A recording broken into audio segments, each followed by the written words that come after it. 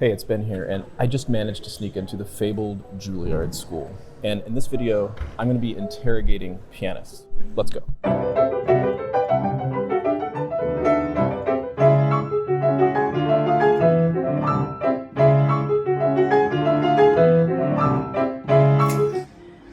I just climbed the D staircase, and just...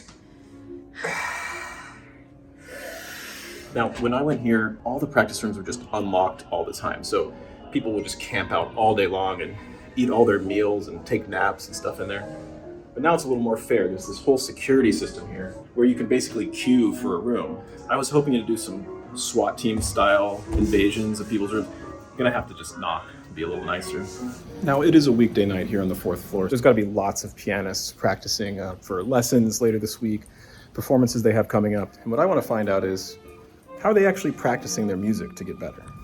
I don't even know if this is a real practice room. It looks like a voice studio to me. So I think we're gonna get someone in trouble. Let's find out. See if anyone comes. Oh yeah. Hi, ma'am. May I ask you a few questions? I'm from Tonebase. Sure, come on in. Okay, thank you. And what is your name? My name is Tuan.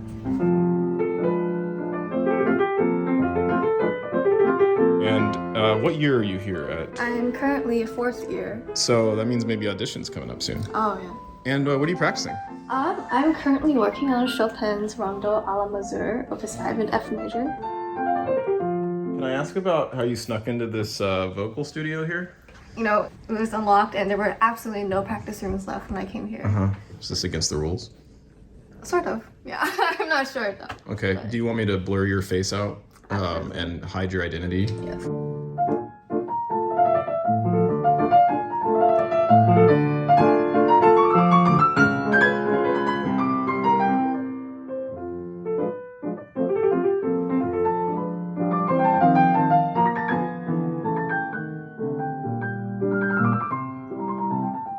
Okay, so this is a lesser known Chopin piece. So like how long have you been working on it? So this is actually an old piece that I worked on about 2 years ago and I'm picking it back up. Chopin competition? Yeah, I had it on the It program. was in the program? Yeah. So talk about the process of bringing it back. So I would say the biggest challenge for me picking it back up was kind of getting rid of old habits that I left behind, 2 years ago. With old pieces that come back, I kind of just go by instinct and it's really hard to get rid of that. So I've been trying to do that slowly. You have to undo. Basically, yeah. Can you give us an example of something you're undoing? Sure. So first phrase here. So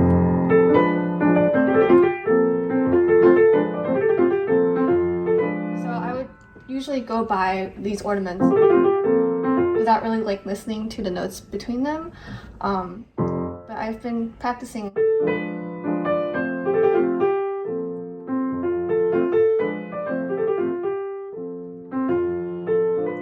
Playing with the inflection of each note, really listening to the line and the space between each note. And of course, when I play it faster, when I put it together, it's gonna, still have that kind of swooping effect that, maybe this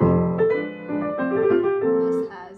But it might sound more refined and just more collected in a way.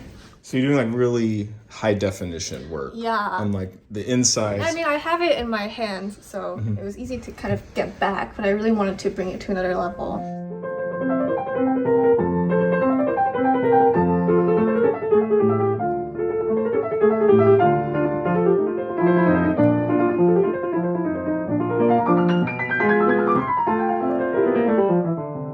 Are there fast passages where you have to undo things? Because I find those the hardest because they rely more on reflex. So there's this part here with repeated notes. So I kind of just brush by these notes like that, but I'm trying to... I'm listening to this chromatic movement down. And then also focusing on my left hand phrasing.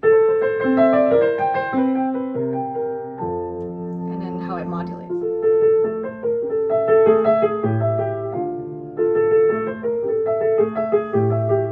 So it's really like just putting a magnifying glass on everything, really diving deep into it.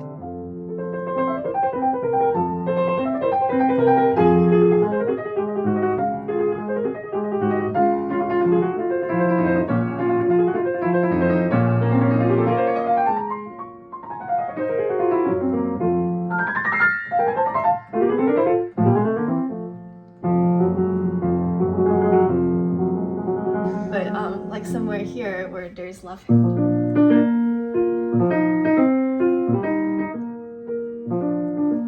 Where there's like kind of a sub melody in the left hand. Then I really have to focus on.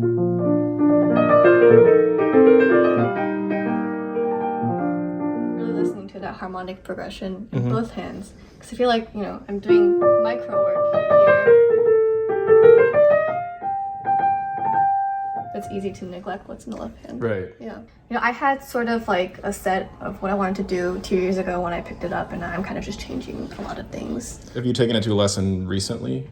Yes, I have. And who do you study with? I study with Bob McDonald. Bob is amazing with, like, he's like a piano doctor, right? Oh, yeah. And so he can just see one little thing that he can just slightly move to the left and it unlocks.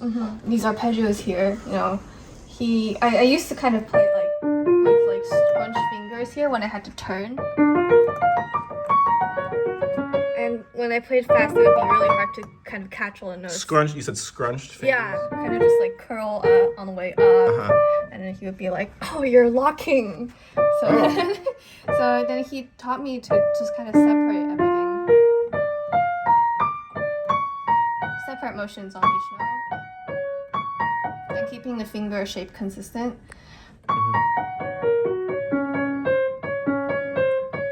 And then also releasing notes that you might subconsciously hold on to. For example, here, when you hold on to that, it causes this to lock, your pinky to lock. And it's really hard to get back down here. So if you release something like this, here as well. So I'm really keeping my hand in just like one really relaxed shape, and it helps with the arpeggios. So he's turning you into an efficient, Yeah. I don't want to say machine, artist. Yes. Good, yeah. And I mean, I find that, you know, with his kind of method and piano technique, it actually helps to express better because I have the tools and I just have to kind of come up with my own thing. You don't have to sneak into Juilliard to learn about the craft of piano playing. Bring the conservatory home to you with Tonebase Premium. There's a big Black Friday sale coming up, 50% off your Tonebase membership, and the first 100 of you to join the VIP waitlist will get a deluxe practice toolkit. Just follow the link on the top of your screen or in the description to sign up.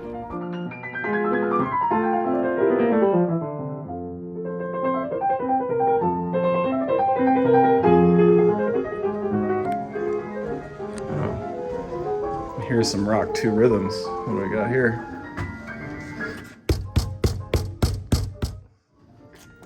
Sorry to disturb you, sir. May I? This is Tonebase. We got a few questions for you. All right, go ahead. All right, what's your name? I'm Joshua Mhoon.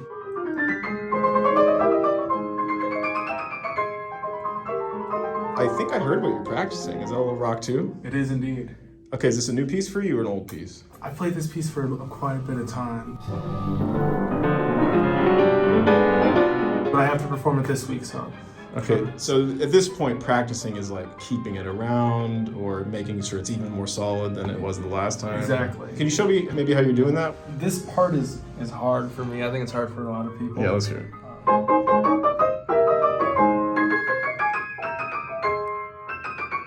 It's hard to hit all those octaves. So Right, what and they have notes in the middle, the chords too. Yeah.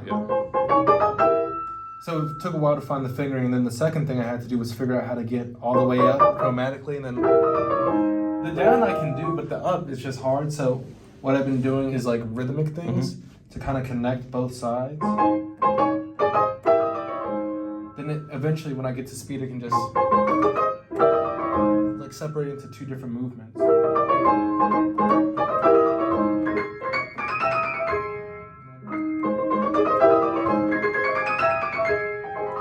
Makes it a little easier. Okay, so you're doing groupings, And that's both a physical thing and it's a mental thing. I find the mental part of that is way more effective than just like doing it. Because like when I first started, it was like one whole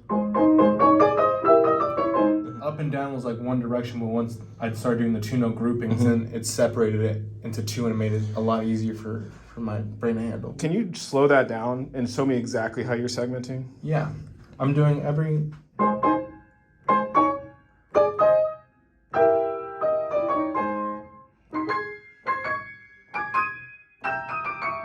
So really it's just the up that I'm worried about. I'm just repeating those. Another way that I found to do this section was repeating every note twice. After you've got the 2s and they all feel good, do you kind of create a 4 in your head too? And you're like, hey, these 2 and 2, that's one motion now. Or do you still feel like it's several micro groups of 2? No, eventually I think it does become a bigger motion. And now it's not just a point where it's, now it's like 6 of those. So it's all one up and then one back down.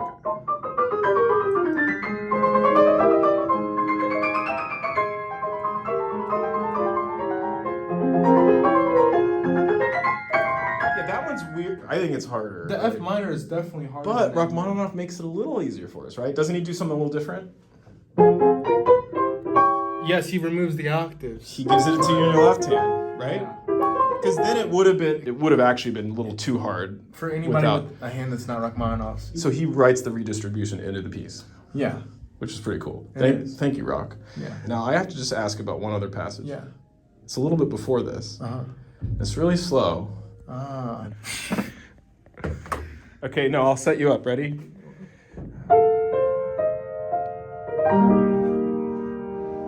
Don't mess up. Don't mess up. Put me on the spot. It's too hard. Hold on.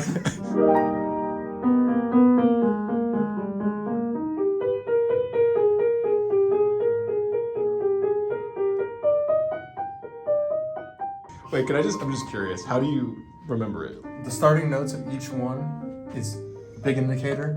And then it's the last group one, like the third one, when he changes the pattern, especially the second time it comes around, I literally place my hands where they are before it happens.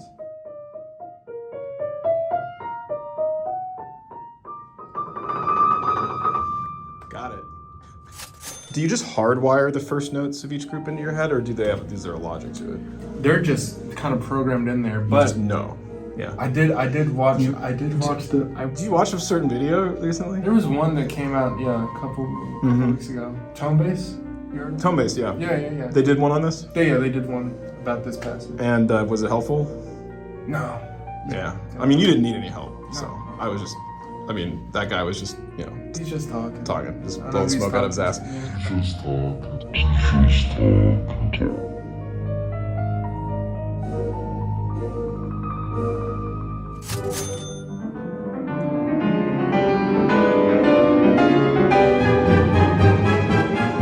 Hey, I hope you're enjoying this video about Juilliard students practicing, but I have to interrupt you for 10 seconds to let you know that you should like it, and then you should subscribe to the channel if you haven't already, and make sure you ring that bell so you get notifications about future videos. Okay, back to the show. What do we got? Oh, little Mozart. All right, let's see who this is. Hey, let me in. Hey, what's up? Can I ask you a few questions? Sure. All right, my name's Ben from Tonebase. Nice to meet you, Luca. Nice to meet you. What's your name? Luca.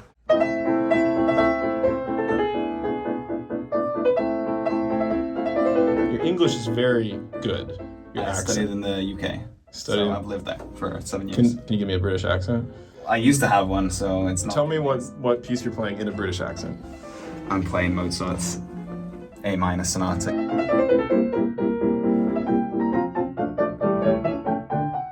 It was written after the death of his mother, and it's a very tragic piece because it's in a minor key, which is unusual for Mozart.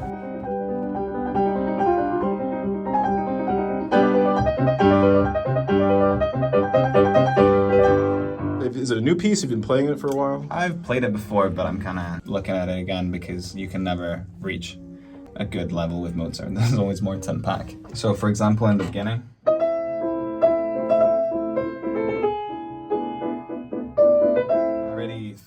I know it's a cliche, but slow practice is really where the secret is at. You want to hear the dissonance, you want to hear the D sharp clash against the A minor chord, and you don't want to treat that as a trivial kind of unnoticed quality. You really want to make an event out of it.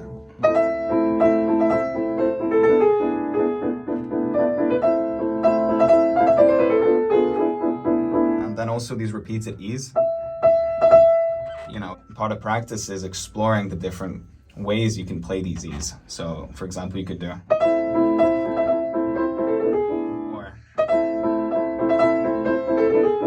going to be on the beat or going to be before the beat? That's also a question as well. Should the appoggiatura be played? Or? And that's, you go into stylistic differences and How do you debates. feel about it?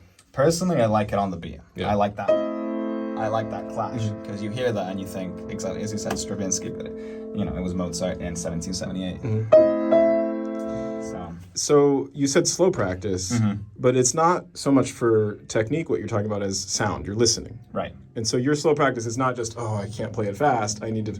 Not it's at all. like let's just absorb everything that's going on. Correct. Slow practice without listening is useless. Anything in the practice room without listening is useless. It would be like a painter painting without eyes, and not just listening trivially, but really listening to the different gradations of. Yeah, how do you voice that? So here I'm playing it with two hands, and it's easy because I want the E to come out slightly more. But when this has to be block chords on the left hand.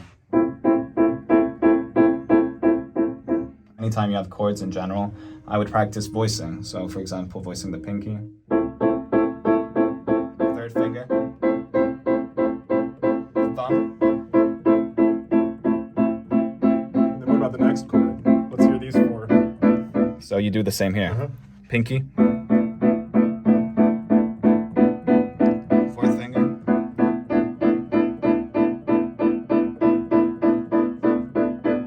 and you could also play around with it. So.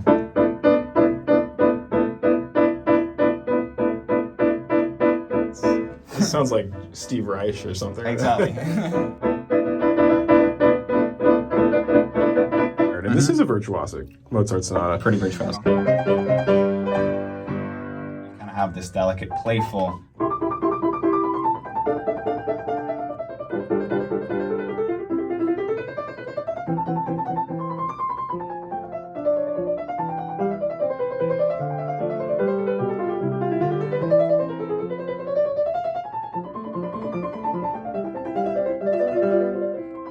Clearly very different from the pathos of the And yet, beginning.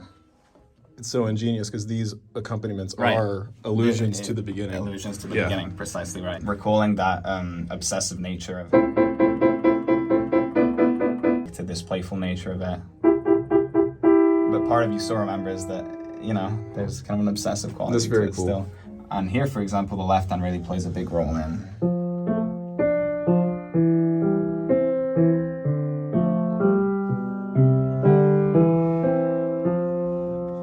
While the right hand is still going on with the 16th notes. And you need to show the polyphony. Can you Sure. start right on that? I want to Sure. hear these lines.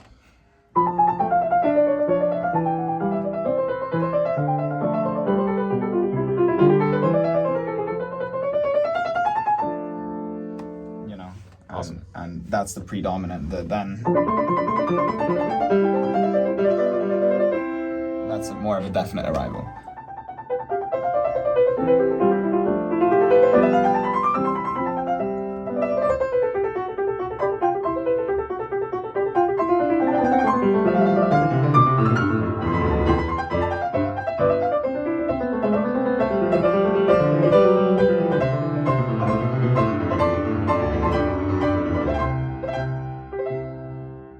I think Mozart should have written more in minor. What do you think? Yes, I agree. Have you had a lesson with either of you teachers on this piece? I have with Veda. She focused on the technical aspect of this figuration. Do you remember? So specifics? I was kind of using, this is a good way to show it. I was doing this with my fingers a lot and not really incorporating my wrist. Isolating. And I was getting pretty tense, but she just kind of freed it up and encouraged circular motions. Very small circular, it doesn't have to be obvious because it should feel natural. But it's not just circular motion, because I can go in circles all day long. Something has to be connected, right? Yeah. So you're going in a particular circular motion around the figure. If you think of these notes being more important, the eighth notes, I'm gonna exaggerate.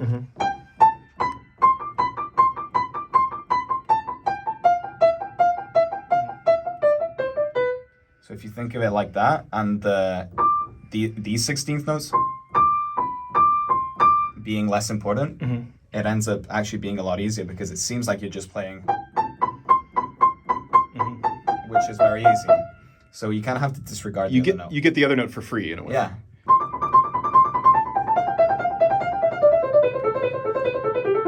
There is a line here.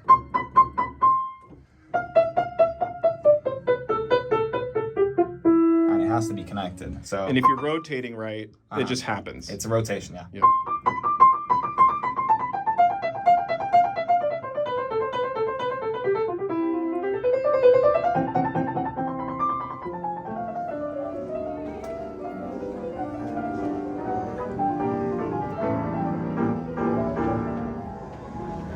Let's see what we got here.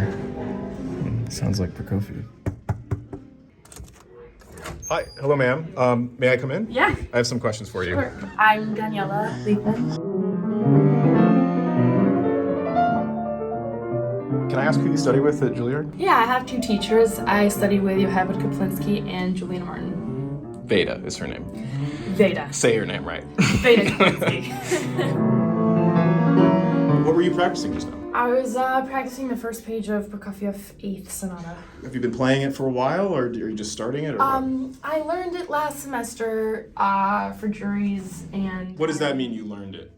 I learned the The notes. I'm trying to redeem myself. You went and played a jury with just the notes? I mean, I guess I tried to do more. I don't think I was very Okay. successul at it. You feel like there's more to do? There's a lot more. There's always more, but there's definitely more. What are you practicing specifically right now? I'm trying to get it memorized. I have a sort of a recital coming up soon, and especially with this piece, the memory is really tricky, so I want to make sure I feel secure.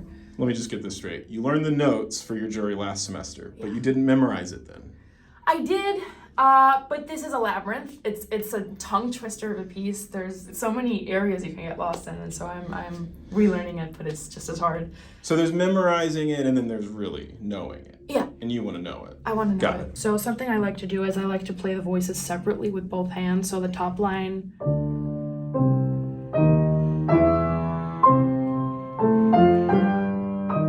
So on and so forth. Then I'll do that with the middle line.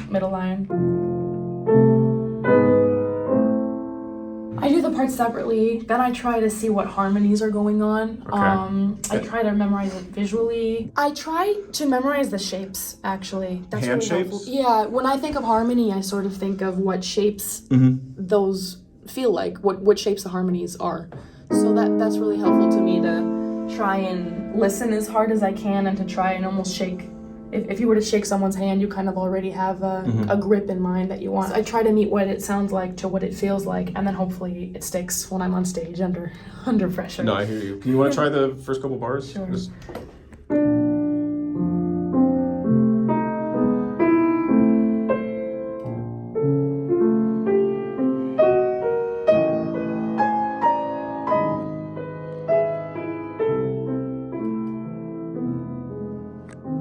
Okay, now let's see if you can do it again.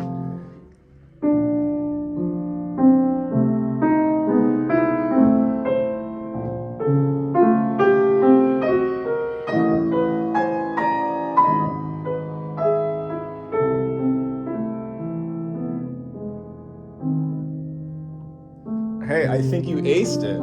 You got the first line of a really, really long piece perfectly memorized. I'll take it. I'll take anything I can get.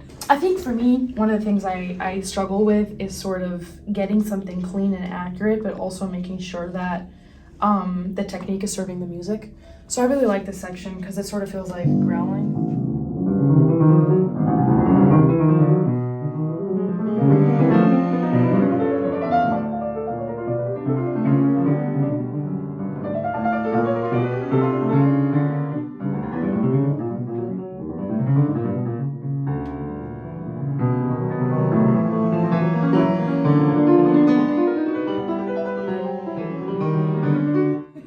I'm trying to sort of get the feeling and that atmosphere of it first before I go in and clean it up. Otherwise, I think it can end up sounding really empty. Because it's so massive, it's a war sonata. I kind of want it to sound like there's rubble and dirt and suffering everywhere, but also it needs to be clean. But I think you have to sort of go with a goal in mind. You don't want it to sound like there's been a ceasefire or a peace treaty. No. Guns no. are out. The guns are out. It's about to start Yeah. raining rocks and fire, and it's Well, I better get the hell out of here.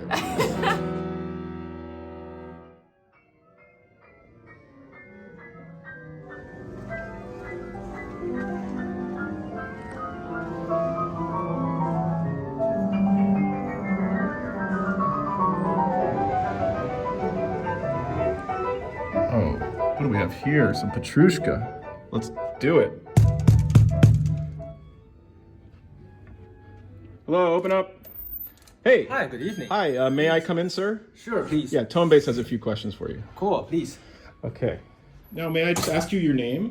My name's Jiahao Han. Jiahao. Just open and close the mouth. Jiahao. Jiahao. Yes. I like that.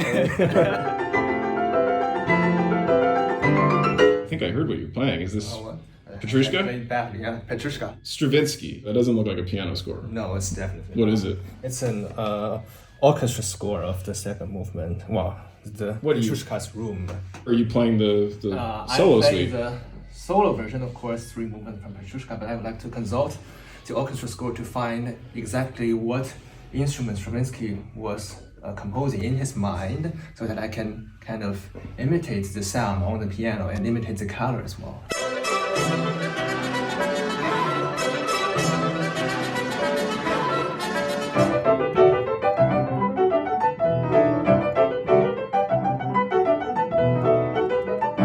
How is the full score helping you? I'm listening for which voice I would have to point it out and how much concentration I need to put in my finger. That's why I'm looking for if Stravinsky is imagining a woodwind or a brass to the theme. And so what did you find out about the instrumentation of that theme? Here is woodwind, so just hanging around with the color. But here, I'm still struggling with some technical issues here. Now it's played by the brass. That's why I have to have more concentration here.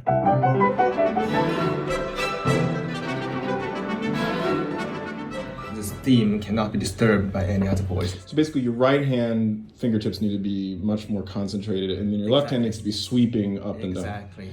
And so really it's a matter of physical independence between the two hands. Sure.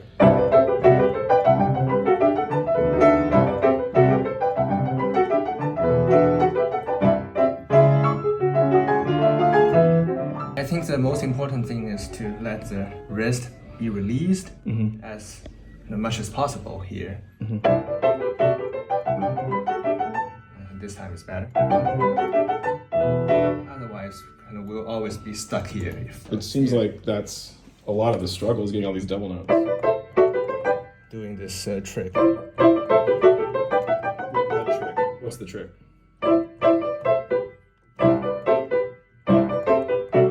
Oh, so you're redistributing with the left hand. Yes. And which notes are those in? The 4th. Is that something you just figured out, or did one of your teachers? Yeah, I think Mr. Chen told me that he once did the trick and it worked well for him. I think it worked well for me as well. So it might make it easier, but also then your left hand now has to do Exactly, two different things. Can I hear just the left hand? And then can you do the flourish, just sort of?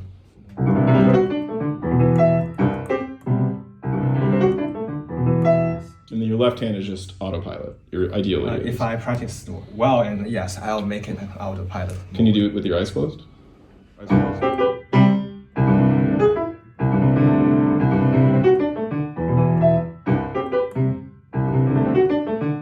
Hey, that's pretty close. Obviously, we have our peripheral vision when we're playing.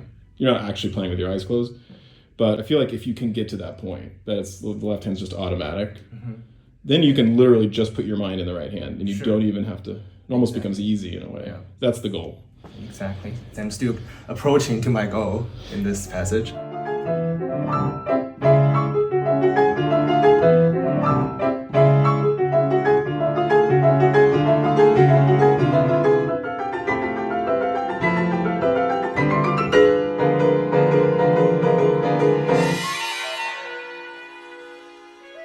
You get it right. Do you feel that something's different?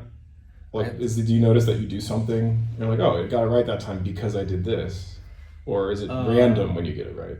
I think for now it's a bit of random thing just for these 4 bars.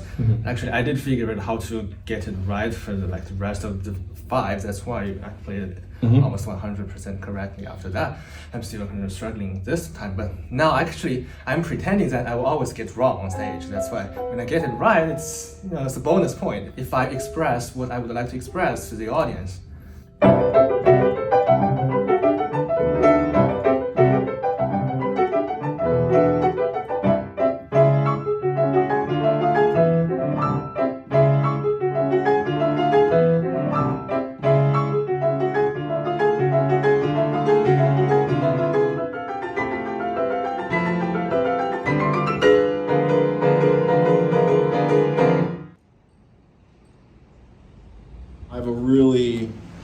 question for you. How much do you practice? How many hours a day? I don't know. I used to count it. 3.5, 4. And does it depend? Is that consistent or No, depends that's on... an average. You know, there are periods Right. in the school year where you do 5 or 6. Right. And in summer, there are periods where you just improvise for fun. How many hours a day do you practice? 5 to 7. Okay. And that's no matter what's coming No up? matter what's coming up. Okay, so it's consistent. So it really depends on how much sleep I got. How much do you practice? You want the honest answer? Yeah. However much I'm feeling that day. But sometimes if I don't want to practice, I just kind of sit down and play through everything slowly just to make sure the physical movements are still working. And then I kind of think about my music separately. Today I practiced an hour and a half. Mm-hmm. And how much will it be by midnight tonight? It'll probably stay around there. I'll probably stay around there. At the end of the day, you really have to know yourself and what motivates you. I think I'm a lot more goal-oriented, so I try and make a list of all the things I want to get done that day, and then I'll set timers on how much time I have to get a certain goal done, and I feel like I work a lot harder. But it's... So what, like 5 hours, 6 hours? I don't tally it. You're more of a nighttime guy, morning, does it matter? It's just whenever you feel like it? It depends on the piece. If it's technical work, I'm more of a morning guy. If it's profound questions, the evening's the way to go. Interesting. Are there days where you just don't practice? Honestly, yeah. There are times where I've got a deadline coming where I'm like, I have to force myself to do this. But other times, if I'm not feeling it, I'll go to a piano for 10 minutes and then it's just I'm not into it. It's almost a waste of time for me and my brain because I feel like I'm just not getting anything out of it. So you don't have enough hours in the day to practice everything you need to practice? I don't, but I make it work. How little would you have to practice before you felt guilty? I always do. That's something You're always... Yeah, I'm always guilty, which is probably not healthy. Even after will you've say. practiced all day? Yeah.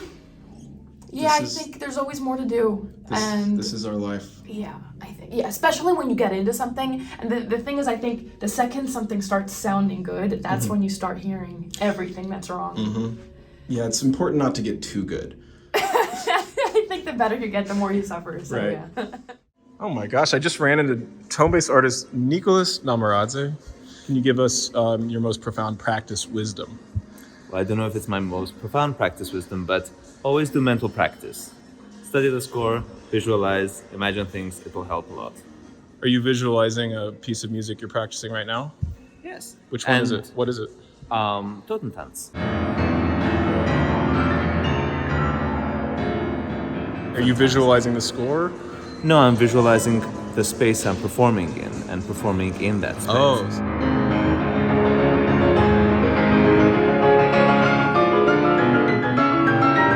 Get photos of the concert hall, memorize what it looks like, and just feel yourself performing in that space. And then when you go out and perform on stage, it will feel like you've done it a million times.